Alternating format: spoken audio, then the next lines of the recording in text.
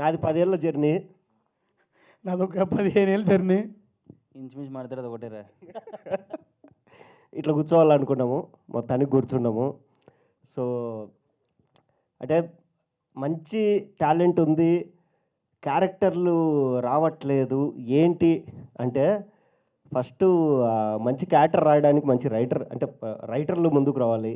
తర్వాత హీరోతో పాటు మిగతా క్యారెక్టర్లు కూడా బాగుండాలి అని డైరెక్టర్ ఒప్పుకోవాలి. హీరోలు కూడా నాతో పాటు నా పక్కన మంచి మంచి క్యారెక్టర్లు ఉండాలి, మంచి కథ ఉండాలని హీరోలు ఒప్పుకోవాలి.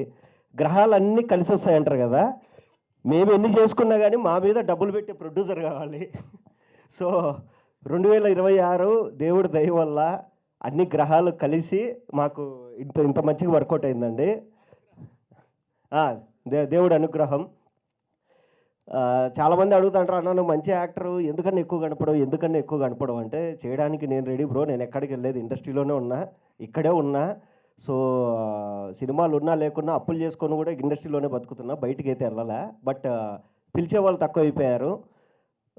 దేవుడు అదృష్టము ఈ 2026లో సుమతి శతకంతో మొదలయ్యింది. దీని తర్వాత ఒక 4 సినిమాలు అన్నిట్లో ఫుల్ లెంత్ క్యారెక్టర్ చేస్తున్నా.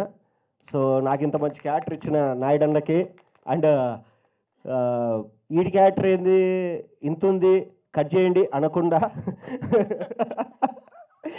సో క్యారెక్టర్ అనగానే అమరు మహేష్ నీ క్యారెక్టర్ అదిరిపోతుంది రా అది ఇది అన్నాడు. సో ఒప్పుకున్న హీరోకి. అండ్ మంచి మంచి సీన్లు చేసిన తర్వాత అవి ఎడిటింగ్లో పోయి డిలీటెడ్ సీన్స్లో వచ్చినప్పుడు బాధపడతాం. నా సీన్లు కట్ చేయకుండా ఉన్నందుకు మా ఎడిటర్కి. సో ఇట్లా సినిమా సుమతి శతకం మంచి పేరుతో 26 స్టార్ట్ అయిందండి.